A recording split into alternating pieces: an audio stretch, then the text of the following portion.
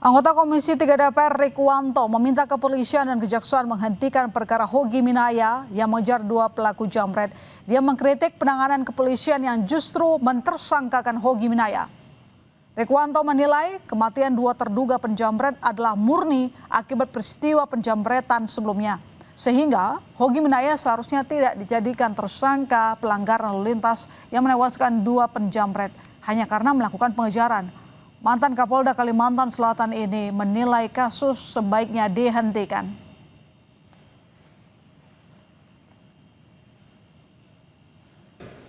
Jadi peristiwa matinya dua penjambret itu ada konteksnya dengan kejadian penjambretan itu. Bukan situasi yang terpisah. Ya, satu kasus, satu perkara. Ini kok tiba-tiba jadi dua? Ini mindset berpikir ya, kerangka berpikir ya. Ya, jadi kalau menurut saya sudah salah kaprah dari awal.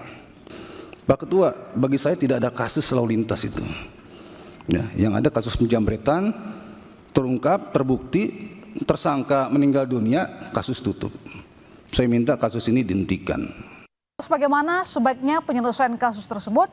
Kita akan bahas bersama Pujiono Suwandi, Ketua Komisi Kejaksaan dan juga Ketua Perhimpunan Bantuan Hukum dan HAM Indonesia, Julius Ibrani. Selamat malam Mas Puji, selamat malam Mas Julius. Selamat malam Ilona, selamat malam Mas Puji. Ya, terima kasih telah bergabung di Sapa Indonesia Malam. Saya langsung ke Mas Puji dulu kalau begitu, Mas Puji. Ya. Jadi kira-kira apakah kejaksaan harus total menghentikan kasus ini atau mungkin masih butuh ada pertemuan lagi begitu?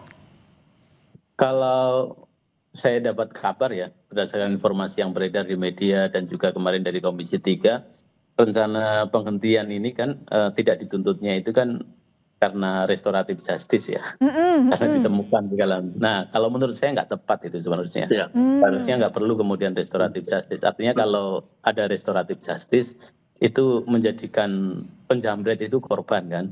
Padahal dia sejatinya kan pelaku.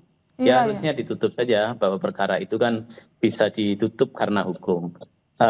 Jaksa itu punya asas oportunitas, asas untuk kemudian melanjutkan atau menghentikan. Dan toh kalaupun toh ini sudah di P21 juga bisa kemudian minta izin ke pimpinan baik itu Kejati maupun ke Kejaksaan Agung untuk menutup perkara ini atas dasar hukum. Dan di hukum itu kan ada nih, kalau kita lihat kan ada alasan pembenar dan alasan pemaaf. Kalau saya baca ini ada alasan pemaaf nih yang diatur di pasal 43 KUHP ini.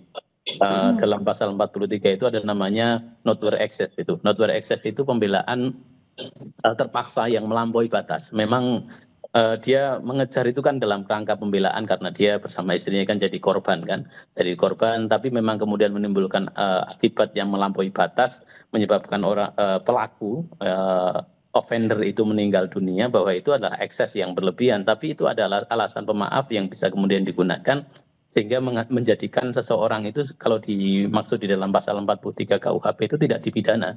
Sehingga tidak perlu kemudian restoratif justice. Ini sudah saja ditutup.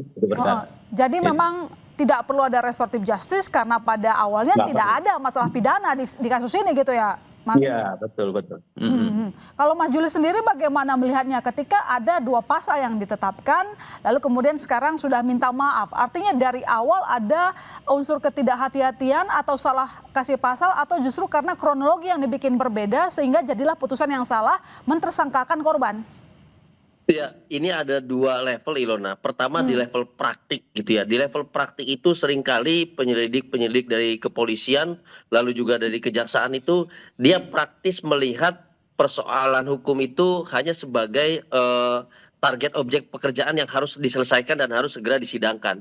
Jadi kami tidak melihat ada penggalian fakta lebih dalam, ada perspektif sosial di tengah publik bahwa itu adalah masalah jambret, saksinya banyak dan segala macam, sehingga ketika dia masuk ke dalam berkas itu jadi seperti peristiwa teknis biasa.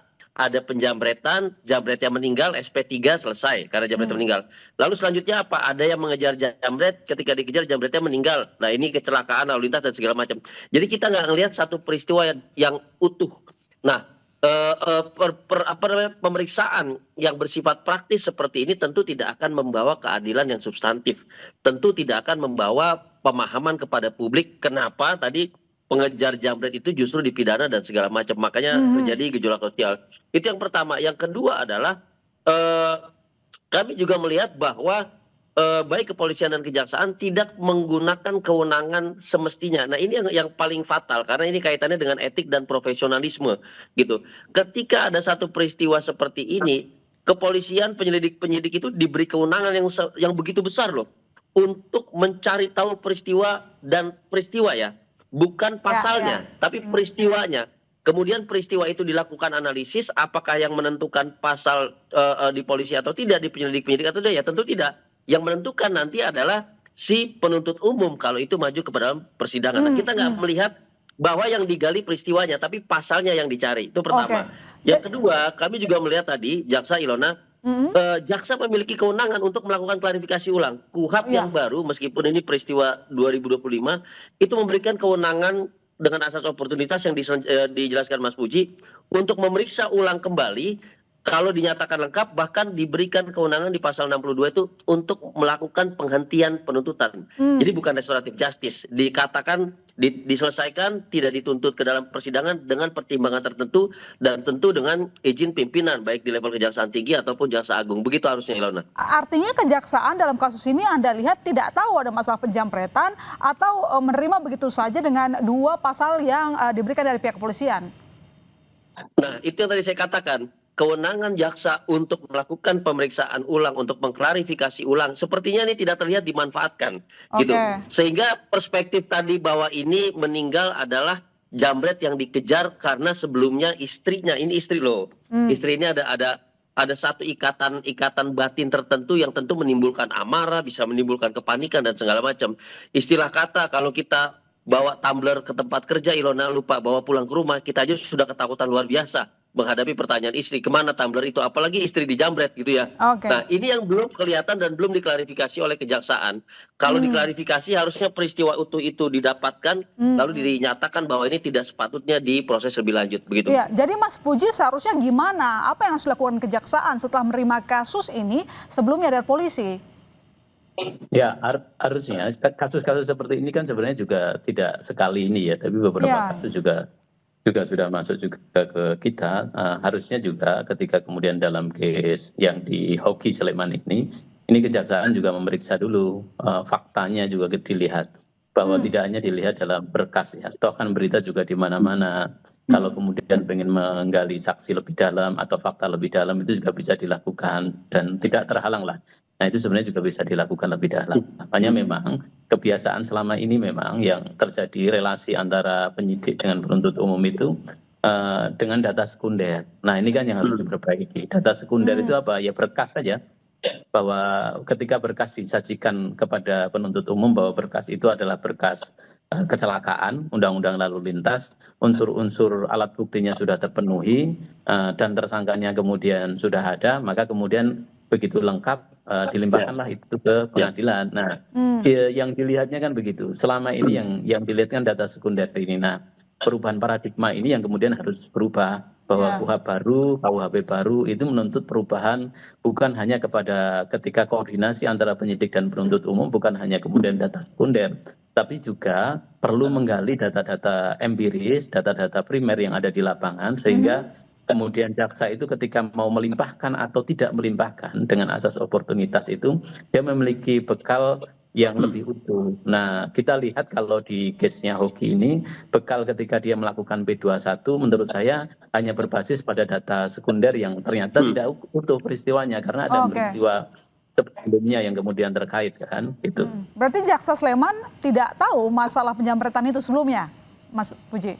Ya karena kan berkasnya terpisah ya, kalau berdasarkan informasi yang kita terima kan berkasnya terpisah, tidak jadi berkas utuh, jadi berkas penjamretan di satu sisi dan berkas kemudian yang kecelakaan lalu lintas di sisi yang lain. Nah, dilihatnya terpisah ini sehingga kemudian menjadikan ya hanya dilihat bahwa alat bukti cukup terpenuhi, maka kemudian bisa dilimpahkan. Nah, ini kan yang harus kita rubah paradigma ini ke depan. Mas Julius, dari kasus ini akhirnya publik bertanya soal profesionalitas pihak kepolisian. Makanya kemarin kan di DPR juga akhirnya terjadilah permintaan maaf seperti itu. Bagaimana Anda melihat profesionalitas pihak kepolisian dalam kasus ini? Atau memang sebelumnya terlalu cepat ambil kesimpulan atau gimana menurut Anda? Ini bukan hanya soal profesionalitas Ilona. Tadi saya katakan ada masalah kultur. Ketika Oke. melihat sebuah peristiwa hukum, kulturnya adalah disegerakan, diketik, disampaikan kepada kejaksaan. Nah, Hmm. kultur ini menjadikan peristiwa-peristiwa hukum pidana itu seperti objek pekerjaan yang harus diselesaikan saja. Tapi di situ hilang unsur sosialnya, hilang substansinya, hilang unsur keadilannya. Hmm. Nah, kultur ini membawa pada satu kondisi yang tentu tidak profesional dan juga tidak etis dalam Ya. menangani sebuah peristiwa. Dipecahnya berkas itu bahwa ada dua peristiwa yang berbeda itu sudah menunjukkan bahwa objek pemeriksaannya itu tidak menyeluruh, tidak utuh. Hmm. Artinya ada yang hilang di situ, ada yang berbeda dengan apa yang terjadi di lapangan. Tentu ini jelas melanggar yang namanya etika dan profesionalisme dari si penyidik kepolisian itu sendiri. Yang Hmm. pertama, yang kedua juga kami melihat bahwa eh, tidak ada unsur-unsur misalnya kenapa suami ini mengejar jambret, kenapa dengan mobilnya melawan motor Ya, dia ya. kejar dipepet segala macam. Hal-hal seperti ini yang kita katakan sebagai unsur personalitas dari pihak yang berhadapan dengan hukum, unsur sosial, Oke. kepanikan dan segala macam yang Mhm. harusnya dianalisis dan itu kami tidak melihat. Artinya saya pikir evaluasi ini harus menyeluruh, jangan satu kasus ini saja Ilona. Ya, ya. KUHP baru, KUHP baru, oleh karena itu kami bilang waktu itu kalau bisa tunda dulu pendidikan yang maksimal dulu di kepolisian dan kejaksaan dan Mahkamah Agung agar penerapan kasus seperti ini mendapatkan keadilan substantif yang begitu maksimal gitu Iya, Ilona. artinya kalau kita kembali di kasus ini, harusnya tadi pihak kejaksaan juga harusnya memeriksa dulu dong apa yang dilakukan oleh pihak kepolisian ya Mas, sebagai penegasan. Betul, Ah. betul dong. Karena sudah diberikan kewenangan yang penuh dan di situ ada kutip Mhm. terdapat yang namanya kekuasaan oportunitas yang begitu luas bagi kejaksaan untuk memeriksa ulang, Mhm. meminta pemeriksaan dan segala macamnya ulang, lalu menyatakan apakah ini dilanjutkan ke penuntutan atau tidak. Kewenangannya sudah diberikan sebegitu besar. Ya, oke. Mas Puji, jadi apa yang dilanggar pihak kejaksaan di Sleman sampai-sampai mereka tidak melakukan pemeriksaan kembali apa yang dilaporkan oleh pihak kepolisian Sleman? Ini teknis ya sebenarnya. Jadi Oke. pelanggaran yang sifatnya teknis. Jadi kalau teknis nanti tentu harusnya Kejati juga memberikan perhatian, termasuk kemudian karena ini aspek pidana umum, Pak Jaksa Agung Muda Pidana Umum juga harus memberikan perhatian, mengevaluasi ini agar menurut saya bukan hanya di case ini ya, ke depan juga di case yang lain ketika kemudian melihat kasus biar lebih utuh. Misalnya kan di kejaksaan itu kan selain ini adalah bagian dari pidana umum juga ada intelijen. Nah, fungsi intelijen juga kemudian bisa difungsikan untuk melihat case-case yang menjadi perhatian publik ini lebih utuh lagi, menurut Ya, saya ya. begitu. Sehingga ketika kemudian akan memutuskan kasus ini berlanjut ke pengadilan atau kemudian kasus ini dihentikan, itu jaksa itu sudah punya helikopter view lah ya, sudah Ya. punya helikopter view sehingga oh ini kasus layak nih memang, ya memang oh ini kasus dihentikan, memang ada unsur perbuatan melawan hukumnya terpenuhi, tapi ada alasan pemaaf, oh ada alasan pemenang. Nah, atau bahkan ada alasan kepentingan umum yang harus memang Ya. dihentikan. Misalnya beberapa kasus, taruhlah misalnya guru versus murid ya di beberapa tempat, itu kan alasan kepentingan umum misalnya, kan bisa digunakan di sana. Nah, yang demikian ini yang kemudian harus dirangkai dan kemudian memang secara perilaku ya, secara perilaku teknis ini yang kemudian harus dilakukan pemahaman yang terus-menerus. Ya, jadi apa yang harus dipertimbangkan penegak hukum supaya polemik yang sama tidak terulang kembali? Nanti kita sambung Mas Julius, Mas Puji, kami serahkan kembali saudara tetap di Sapa Indonesia Malam. Mas Puji, Komisi 3 kan sudah meminta kasus ini dihentikan saja. Lantas bagaimana proses penghentiannya? Apakah memang masih perlu petunjuk dari atasan atau butuh adanya pertemuan atau justru adanya rehabilitasi pemulihan nama baik? Ya, problemnya kan ini sudah P21 ya. Nah, Ya. kalau P21 itu tentu kan yang kalau penerapan di pasal 62 ini kan itu di gugurnya penuntutan itu kan ada banyak ya. Jadi ada 8 item, tapi kan itu tidak masuk. Nah, ini harus masuknya adalah nanti di penghentian perkara, bukan sekedar gugur penuntutan dihentikan, tetapi perkara ini kemudian dikesampingkan. Kalau dalam bahasa kepentingan publik ya ini ada namanya sponsoring atau deponering. Tapi kalau dalam kepentingan ini adalah perkara ini ditutup atas dasar kepentingan hukum ya, bukan kepentingan umum tapi kepentingan Oke. hukum. Kalau kepentingan umum kan memang tidak ada basis hukumnya. Sedangkan kalau kita lihat di KUHP baru kita itu ada basis hukumnya bahwa ada alasan pemaaf yang bisa kemudian menjadikan pidana yang dilakukan oleh hoki itu tidak dipidana. Jadi tidak dipidana sehingga tidak perlu kemudian diproses ke pengadilan. Jadi tidak perlu kemudian RC, tidak perlu kemudian segala macam, udah dihentikan saja, ditutup bahwa atas nama hukum gitu. Ya, tapi pemulihan nama baik pasti perlu dilakukan atau tidak perlu ya? Ya, otomatis dengan begitu kan yang bersangkutan dipulihkan nama, karena kan proses apa namanya pidananya kan tidak berlanjut. Ketika ditutup perkaranya, maka status dia sebagai tersangka otomatis juga kemudian menjadi gugur. Oke, kalau Mas Julius dari pihak kepolisian seperti apa? Ini kan ternyata kan diakui bahwa mereka itu salah ya. Kita lihat kemarin itu Kapolri Sleman, Kombes Polisi Edi Setianto Erni Wibowo juga sudah minta maaf. Nah, sama seperti pertanyaan saya sebelumnya, apakah perlu ada seperti sanksi kepada pihak kejaksaan? Bagaimana dengan pihak kepolisian? Ya tentu ini kaitannya dengan profesionalitas, ini kaitannya juga etika dalam pemeriksaan tindak pidana ya. Jadi ini harus dilakukan evaluasi. Kalau ini masalah perspektif berarti ini harus dievaluasi dari segi perspektif. Kalau kesalahan ini ternyata disengaja, tentu ini profesionalisme yang perlu diperiksa. Dan kalau kami lihat ya dari pemberkasan yang begitu sederhana, tidak menggambarkan hal-hal yang beredar di publik, bahkan masyarakat setempat juga tahu. Saya pikir ini harus diperiksa sampai di level pimpinan Kapolres tersebut.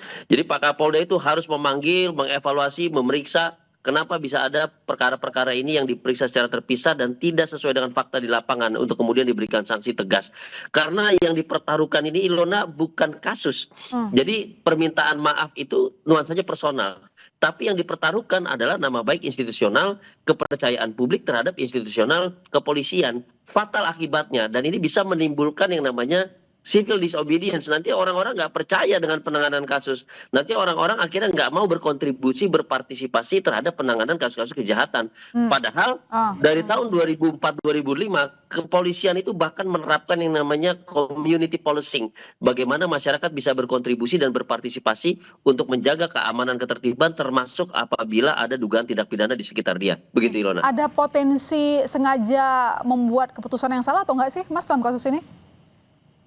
Dalam berita yang beredar itu ada potensi, ada pengaruh dari lawyer si penjamret dan segala macam. Nah ini yang harus diungkapkan karena kalau nanti ada kepentingan di luar daripada hukum, ada kesalahan-kesalahan, kelalaian-kelalaian yang sifatnya untuk kepentingan personal itu lebih fatal lagi. Itu bisa mengarah pada dugaan tindak pidana terhadap rekayasa kasus, bukan hanya penanganan yang tidak etik dan tidak profesional, begitu Ilona. Untuk kasus salah penetapan tersangka kan nggak sekali dua kali ya Mas Julius, ini sudah berkali-kali, mulai dari akibat lemahnya pembuktian, ini menjadi salah satu reasonnya. Apa sih yang membuat kita itu seperti kembali melakukan kesalahan yang sama, jadinya orang lain nama baik orang lain tuh jadi korban gitu Mas Julius? Ini problem kultur ya Ilona. Kalau pertanyaannya sederhana tapi problem kultur. Satu, dalam perspektif penanganan tindak pidana oleh kepolisian, di mana tempat kepolisian adalah berada di tengah-tengah masyarakat karena dia institusi sipil, maka dia nggak boleh pakai perspektif tunggal. Dia harus ada perspektif sosialnya, perspektif keamanan masyarakatnya, ketertibannya, kepentingan umumnya dan segala macam. Nah ini yang tidak pernah kita lihat. Makanya tadi saya katakan ini hanya jatuh pada pemeriksaan teknis biasa. Yang penting unsur pasalnya terpenuhi, berkasnya lengkap menurut jaksa, dilimpahkan. Ini yang menjadi kultur yang buruk di kepolisian. Makanya kemarin kami katakan kepada Komisi Reformasi Kepolisian, kepada Komisi 3, bahwa ini perlu didukung. Lewat apa? Lewat standarisasi kapasitas dan kompetensi dari anggota Polri yang menangani tindak pidana. Berarti kewenangan penegakan hukum itu satu. Yang kedua, bahwa pendidikannya itu harus berjenjang dan rutin. Tidak boleh pendidikannya hanya 1 tahun. Baru pendidikan lagi nanti kalau mau naik pangkat 5 tahun kemudian. Oh nggak bisa. Dinamika hukum, dinamika sosial itu selalu saling mempengaruhi. Sekarang ditambah dinamika ekonomi. Jadi penanganan oleh kepolisian itu tidak bisa dengan perspektif tunggal saja. Akibatnya apa? Salah kaprah, salah tersangka, kan begitu. Ya, Mas Puji, lantas apa yang mungkin bisa dilakukan di pihak kejaksaan begitu supaya kasus-kasus penetapan tersangka yang salah ini jangan lagi terjadi lah begitu? Ya, menurut saya ini dua hal ya. Pertama begini, jadi yang harus diperhatikan politik hukum KUHP dan KUHP baru kita itu kan berbeda dengan yang lama. Jadi perbedaan ini kan kalau kita ngomong politik hukum itu kan selain pembentukan dan pembaruan ada juga di situ penerapan. Nah, penerapan itu butuh bukan sekedar pemahaman tetapi juga perilaku profesionalisme. Nah, kalau kita lihat dari sini ini kan yang kemudian berubah. Orang bicara kemudian kan masih pada soal kewenangan center ya. Jadi apa yang kemudian dimiliki oleh aparat penegak hukum padahal dunianya sudah berbeda, zamannya sudah berbeda. Di balik kewenangan yang dimiliki, yang bertambah mungkin ada yang juga berkurang, harus juga dibaca hak-hak dari orang yang berhadapan dengan hukum. Misalnya ketika kemudian kita lihat gugurnya penuntutan itu seperti apa. Terus kemudian dilihat ketika ada alasan pembenar dan pemaaf kemudian dilakukan, itu harus dibaca dulu. Sebelum kemudian seseorang itu misalnya berkas itu dilimpahkan, jadi dibaca kemudian hak-hak dari para tersangka yang diajukan ke kejaksaan. Sehingga kejaksaan tidak kemudian hanya bicara soal target berkas itu segera melimpah ke pengadilan, tetapi juga faktor-faktor kewenangan versus haknya tersangka itu muncul. Due process of law-nya sekarang harus jalan, itu yang pertama.